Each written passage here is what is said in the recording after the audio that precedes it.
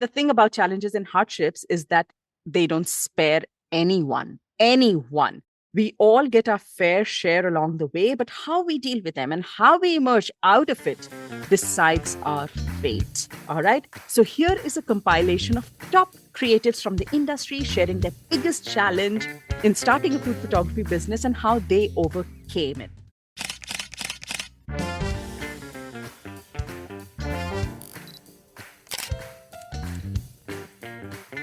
This is your host, Dyutama, but you can call me DJ. And I love to inspire food photographers to dream. I spent 15 years as an architect studying buildings and constructing hospitals before taking the biggest leap of faith of my life, which was setting up a food styling and food photography business right from scratch. If you're a dreamer like me, wanting to start a new photography business or grow your existing food photography business, jump right into a world where I share practical, actionable strategies to improve your photography skills, to work with clients, make more money, all with a fearless mindset. This is the My Food Lens podcast, and we take you one step closer to your dreams.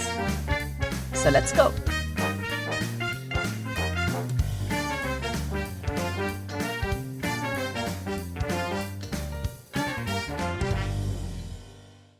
Hello and welcome to the My Food Lens podcast. Today's episode is special. It's special because it is something that I wish I knew, I wish I had access to when I had started. In fact, somewhere even in the mid-journey, I wish I had access to this information.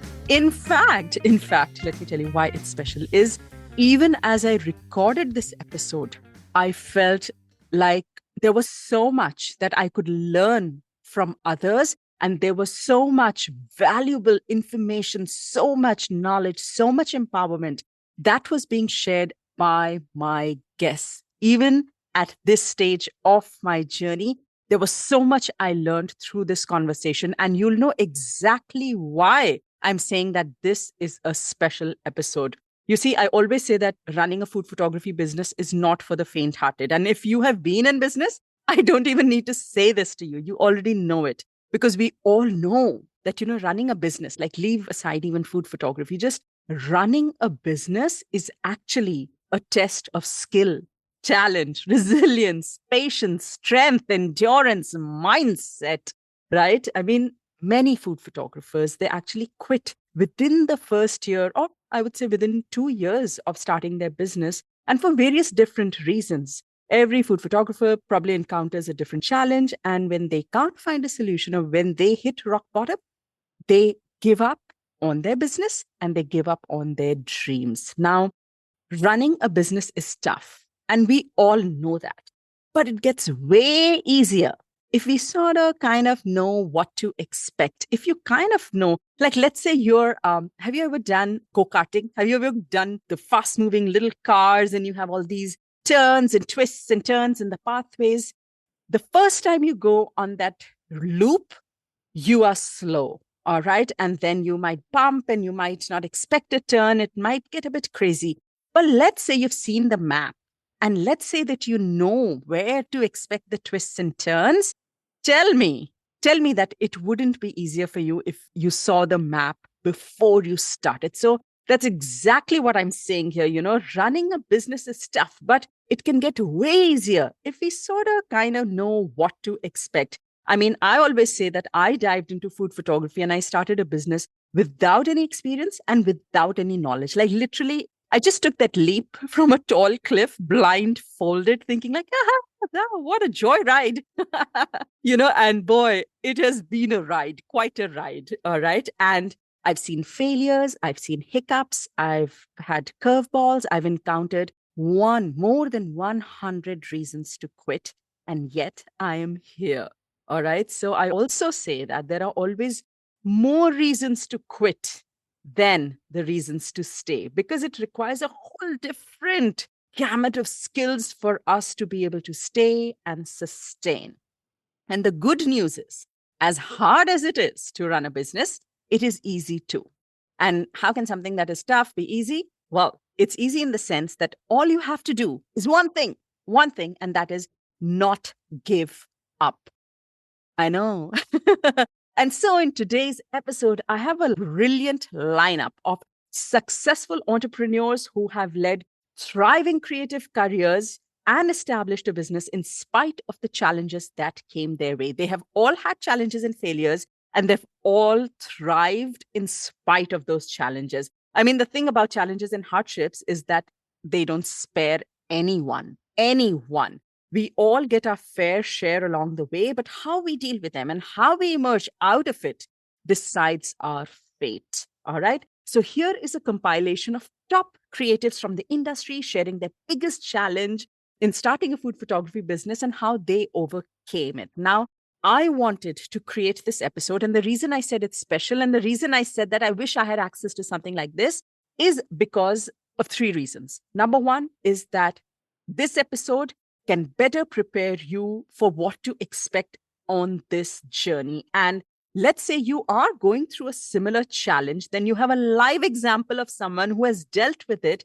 And this episode will probably give you ideas on how you can emerge stronger from it as well. And the third reason for sharing this episode is if you have any doubts, any inhibitions about starting a business, let's say you're a part-time food photographer or you're someone who is on the fence, you're deciding whether or not to take the plunge or not, then maybe this will give you a ton of insights. You'll be better equipped with knowledge on what to expect. You'll hear solutions and answers, and maybe that'll help you take the leap. You never know, right? So here's our incredible lineup of food photographers and creators sharing some mind-blowing insights. All right, so let's get started. I'm Joni Simon, commercial food photographer, editorial food photographer, and content creator based in Phoenix, Arizona, and most notably known for my YouTube channel, The Bite Shot, where I teach food photography. And my biggest challenge has been and probably always will be myself, but especially getting started, overcoming self-doubt, self-criticism, wondering if I could make it. And so the way that I ultimately overcame that was by continuing to show up, continuing to pick up the camera. I have this compulsion, this need to take pictures of food that I can't explain. And fortunately, through staying true to that process and continuing to show up, saw me through. I'm Anya Burgar from Use Your Noodles. I'm a food photographer, food blogger, educator, and I struggled the most in the beginning part of my business with how to call a client after they said, maybe I want to work with you. I was really a huge introvert, and I still am, but it's better now. And it was really, really difficult to know how to call them, what to say, how to make it interesting for them, how to sound confident. And the thing that helped me the most was definitely practice. And after a few calls, I already could see that I just feel more confident. And the other thing that helped me was knowing what to say. So I really, really wrote down all the questions so I could basically look at my paper to know what to say. Hi, I'm Suze Morrison. You may know me as Gourmet Glow on Instagram. I'm a trained chef, stylist, food photographer, and mixologist. Crazily enough, I have a background in science and I used to work for Disney. So my biggest issue when I started food photography and approaching clients was actually fear. It was losing the mindset that I was flattered to be asked for working for product only and moving that mindset across to I deserve to have some monetary compensation for this because I need to make a living. And it's still very hard to say no to product only shoots because there is that real nugget inside you that's like, I'm really flattered, I want the product. But it's actually learning to be very, very firm and strict with yourself and knowing the point where you actually have to put faith in yourself that what you produce has a value, because people would not approach you if they didn't think that your content had a value. So whether they're asking to pay you in product or in money, they are wanting your content. So it has value to them. That value, if it's in product, will not pay your bills. And it's being really firm and saying, I will produce this for you. I need monetary compensation. Because at the end of the day, you will be getting the product anyway to work with. So that's a no-brainer. Don't feel flattered that you're getting product because you need it to take the picture. That's just them trying to make you feel great. Exposure, yes, that can be a good thing. And when you're small and starting out, exposure can be a good thing. But tell me this, when you look at a food photo, how often do you look at the product? And then versus how often do you scroll down and in tiny writing look at the photographer that took the photograph, if at all you are mentioned? It's not a big thing. People, brands, they do not look at exposure. So don't think exposure is a great thing. It's not. People rarely look at the photographer. If you want to get yourself out there, you need to start getting paid by brands. And if brands are asking you, you have a value. So it's actually putting faith in yourself to say, no, I want money for this. And yes, you will get turned down a lot. You are not losing anything. You're not losing product because you weren't going to have the product in the first place. But you have to start setting boundaries. And I think the more food photographers do that, the higher value will be placed on the whole industry.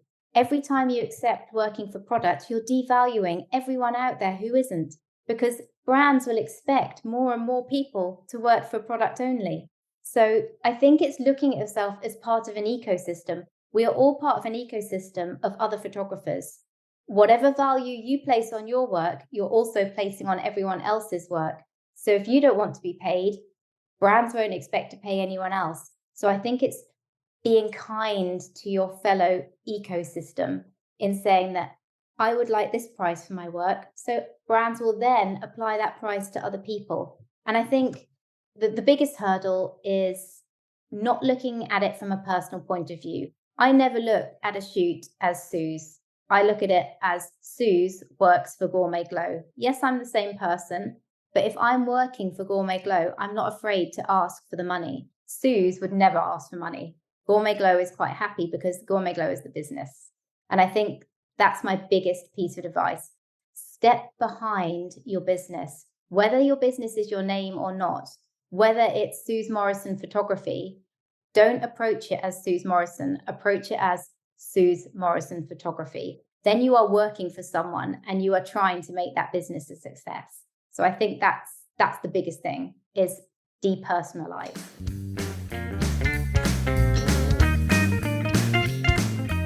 My name is Mika McCook. I'm a food photographer based in Austin, Texas. You can find me on Instagram at Austin Food Guide. And my biggest challenge in starting food photography business was getting comfortable talking about money. Gosh, that was really hard and difficult. But what helped me overcome that challenge was looking at my numbers and realizing that if I want to make a living doing this, I'm going to have those tough conversations. So practicing in the mirror definitely helped, and practicing with a friend also helped. Hi, my name is Sean Misa, and I run Misa Hungry Media. You can find me on Instagram at misa.hungry or on my website at misahungry.com. So my biggest challenge in starting a food photography business was definitely trying to find my niche. When I first started out, I was trying pretty much everything. I tried dark and moody, light and airy, bold and graphic. Trying all these different things was really great because I got to experience these things, try them out, kind of gain them under my belt as well. And after working with all those different styles, I found out that I really love doing this pop art and bold colored photography just because it's bright, it's bold, and it captures the attention of the viewer. And so the way that I overcame it is just like by working with that particular look and really nailing down the details for it, nailing down the style, making sure I like this particular angle or these particular hard shadows and colors that I like working with. And then by doing that one, brands have started reaching out to me. And then I would also try to reach out to some other brands saying like, oh, I love your brand. I would love to work with your products. They taste delicious. And these are the kind of works that I have. And I'd love to go ahead and work with you with these ones. And so I think that's a really great way to start off with trying different things, see what works best for you and what you like. And the thing is, you know what, you're not stuck with it, because if you don't like it, you can definitely change things later on and you can change your style back to the dark and moody or light and airy or whatever you like. Just venture out, try these different things, and yeah, enjoy it. I'm Jordan Hughes. I am a commercial cocktail and liquor brand photographer, also known as High Proof Preacher. Yeah, one of the kind of biggest challenges for me starting out was really just knowing how to value my work, how to price my work. Really just had a lot of just the very practical questions of just how to make this a business, how to make this a sustainable thing for me going forward. Just I felt like looking up things online, I got a lot of conflicting answers and not a lot of clear answers. So for me, it really just came down to kind of building a community of other photographers, other creatives, people I looked up to, as well as people who were like my peers who were doing similar work in my area or in my same field, and just reaching out and being like, hey, I love what you do, and I would just love to ask you some questions or hear how you structure your invoices or how you do certain things, and just kind of not being afraid to reach out and ask some of those nitty gritty business questions. And honestly, that not only helped me with my business and figuring out a lot of those practical things, but it also just started some really great friendships and having kind of this business community or creative community of like-minded people who do similar work as me. And that just kind of helped me feel a lot less alone as a creative freelancer or being a self-employed creative, was knowing, okay, there's other people who struggle with the same stuff too, and that we can actually help each other. We aren't necessarily all in competition together. We can actually be in community together and help each other. So that was very huge for me with getting started and kind of getting me to the next level.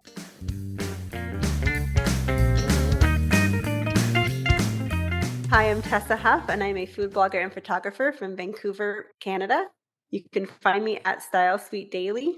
One of my biggest challenges as of late is navigating the loss of control I feel over social media and other algorithms. And I've really overcome that these last couple of years by going back and nurturing my own community through my newsletter and on my website, and kind of going back and betting on myself and being really passionate about my recipes and connecting with my audience, the ones that I know receive my newsletter every week, that don't have to depend on an algorithm to show them. And just really nurturing my own community has really reignited my love for recipe sharing and photography. Hi, I'm Madhushree Basu Roy, and I am a food stylist, and I have a business, sort of a creative agency where we do food photography, we do videography, we do a lot of TV commercials, and we also have a personal blog or website where we archive all our stories and our recipes, and we do food videos and content on Instagram. So our biggest challenge when we started the food photography business was that we started from a creator and we moved into a business. And we had that creator's ego, what we were doing, the way we were shooting a photograph, the way we were doing the videos. It was what we wanted, how we saw. But it is very important when you're working commercially, when you're working with a client, to listen to your client's voice. And you have to get rid of that ego. You have to completely get rid of it. And that's a very difficult thing to do. And I think it comes over time. Initially, you might even lose a client because you would be like, not listening to what the client wants. At the end of the day, the client is paying you the money for it. So you have to understand what the client wants and do that, even if it does not resonate with what you do or what you want. So that, I think, is the biggest learning for us. So I really want to chime into what Jordan has shared here. As creatives, actually, we are usually quite inhibited, right? We are very inhibited to put ourselves out there, which means like sometimes we are even hesitant to show our faces on camera. Or even more, we are so hesitant to ask for help. Oh my God. As human beings, we are so hesitant to ask for help, leave alone as creatives. But the one rule about business that I have learned over the years is that you really, really have to drop your inhibitions and really lean into the knowledge and support of others in the industry. And you can really see, look at Jordan, look at how successful he is. Oh my God, what a name he has in the industry. He's been on TV. Come on now. And look at what he had to say. He really leaned into the support and the knowledge of others in the industry. So I just feel that we kind of have to be shameless and ask for favors if needed. And I'll show you a very different way of looking at it. I know I'm using words like we have to be shameless and we have to ask for favors, but this is something I struggle with as well. All right. And that's why I've created a different mindset around asking for favors, because I have seen creatives get comfortable in asking for help or reaching out to other creatives. They thrive. They thrive. Oh my God. And the thing is, okay, so here's what you need to rewire your thinking around asking for favors and getting shameless. And the thing that you need to do is that you don't have to feel like you're asking for a favor, even though you might be asking for help. All right. Because when the time comes, you can always show up for those who help you, even if they don't ask you. All you have to do is maybe promote them, promote their products, promote their journey, support them, show your appreciation in indirect ways. And that goes a long, long way. Even a little bit of appreciation and support to someone who has helped you in your journey goes a long, long way. You begin to build community and trust and also lifelong support from others in the industry. And that is pure gold when you are running your business. So if you're starting out or you are already in the industry and you have questions, you feel stuck, go ask someone your questions, go reach out for help, and don't feel guilty of being a burden and don't get uncomfortable about it. No matter how uncomfortable it feels, just remember anyone who is ahead of you will always understand where you're coming from and they will lift you up. And life will always give you a chance to be there for them. Just like in our personal lives, even in your business, you will always have that opportunity. So don't ever hold yourself back from reaching out. All right. This was part one of a super duper series that I wish I had access to when I had started out. I hope that you were really able to pick up patterns of the challenges that our experts have faced and they have shared over here, because there is so much overlap in what each one has to say and so much depth and so much learning from what each one of them has to say. All right. We have another part coming up soon. It's part 2 of this series. And I'm pretty certain that it will leave you empowered, informed, and inspired like never before. All right. Until then, if you have any questions, you know where to find me. Email me at hello@myfoodlens.com or DM me on Instagram at Dyutama_myfoodlens. I'll see you next time with another episode. Until then, bye-bye.